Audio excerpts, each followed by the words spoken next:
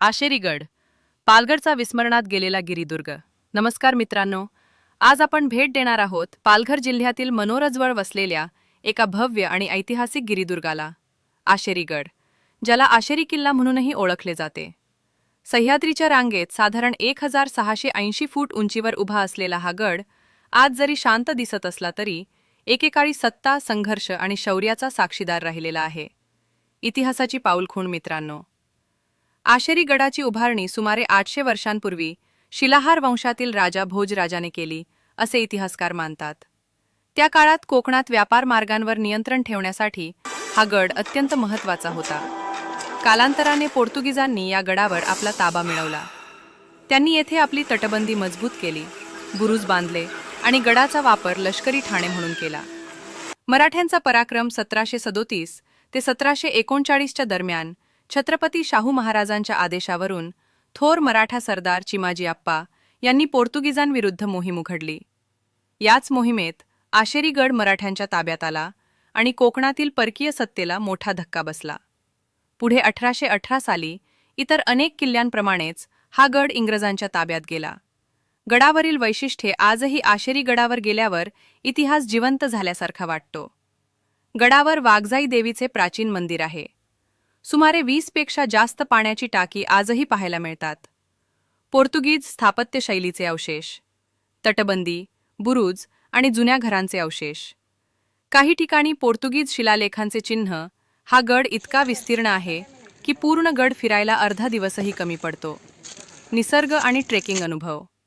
मित्रांनो, पावसाळ्यात आशेरी गड म्हणजे निसर्गप्रेमींसाठी स्वर्ग आहे.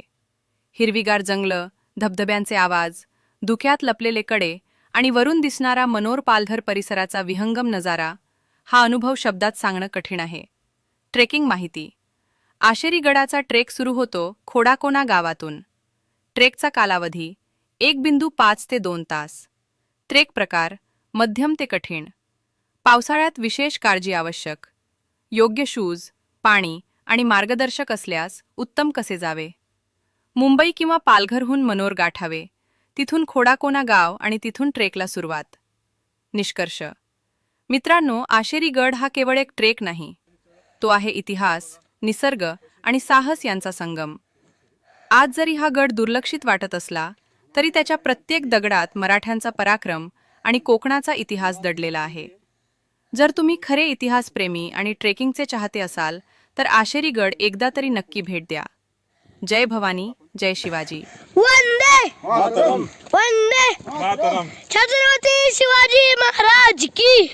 ट्रॅकर ग्रुपचे सर्वा पवन जी आहे, 2 शब्द काही आपल्याला सांगतील ते आपण ऐकूयात. जय शिवराय मित्रांनो, आज प्रजासत्ताक दिनी एचएल ट्रेकर्स ग्रुप तर्फे कोहज किल्ला आम्ही सर करतो आहे. 2 दिवसाची मोहीम होती. काल आम्ही 4 भुईकोट तसंच असावा किल्ला पूर्ण केला.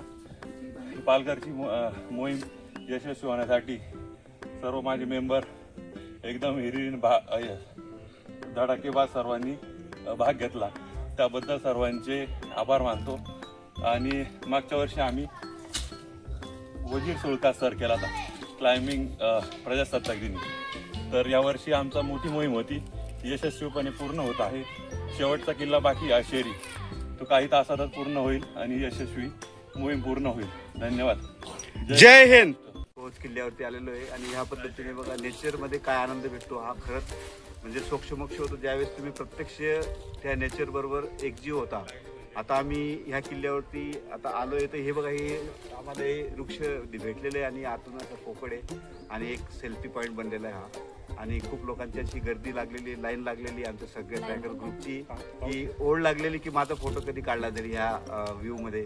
तर ह्या अशा आनंदासाठी तुम्ही सुद्धा अशी ट्रॅकिंग करत राहा, हेच मी तुम्हाला आवाहन करतो. आणि आज हॅलो, माझं नाव अथर्व आहे. माझे भरपूर असे गड किल्ले झाले. नंतर मी आता आमचा ग्रुप आहे, आम्ही आलेलो आहे आशेरी किल्ल्यावर. पहिले आम्ही कोच केला आणि भुईकोट किल्ले केले होते 5 काल. नंतर चला पण छोटा मास्टर शिवा याने 114 किल्ले सर केलेत आणि आता तो त्याच्या तोंडून किती किल्ले त्याचे लक्षात आहेत आणि किल्ला सर करण्याची सुरुवात कुठून केली, कोणत्या किल्ल्यापासून केली, प्रेरणा कुठून भेटली, त्याला तो सगळं आपल्याला सविस्तर सांगणार आहे. तर मग आता ऐकूयात आपण मास्टर शिवा. बोल. माझे खूप भरपूर किल्ले झालेले, जसे की अंकाई टंकाई, रामसेस, भैरवगड, कोकणकडा, 1800 फूट आपले, नंतर वासोटा, काल वॉटरफॉल आता झाला, कुंबे, ड्यूक स्नो झालं, अजून झाले होते मागच्या, आता झालं होता तो कालू, अजिंक्य तारा. टोटल 115 झाले तुझे. हां मित्रांनो, प्रेरणा कुठून भेटली तुला सांग. मम्मी पप्पा घेऊन जायचे 3 वर्षापासून, तेव्हा सवय लागून गेली होती. आता तुझं वय किती आहे बाळा? आता 8. मग तू हे गड किल्ले चढतोस, तुला याच्यापासून काय काय म्हणजे काय भेटतं त्याच्याविषयी काय सांगायचं? महाराजांचं बघायला मिळतं आणि बाहेर जायचं पण होऊन जातं.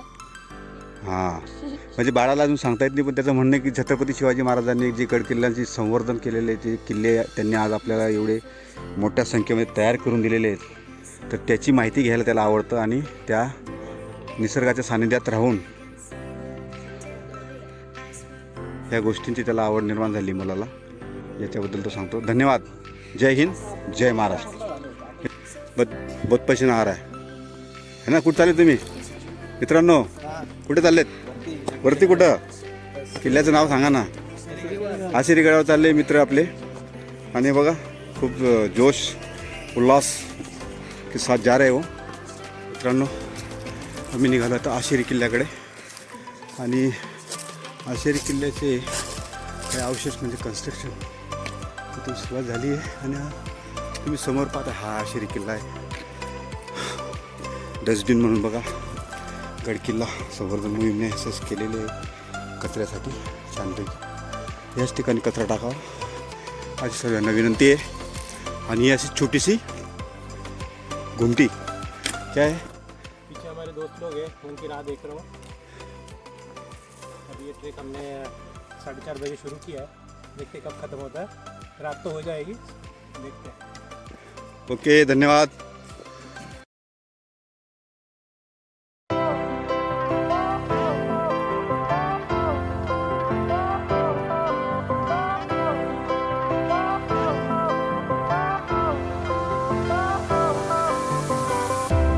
Fire went out, lights went down. When you feel lost in your shadow, don't feel alone, don't scream so loud. We are living in this cruel world, broken but strong, gotta move on.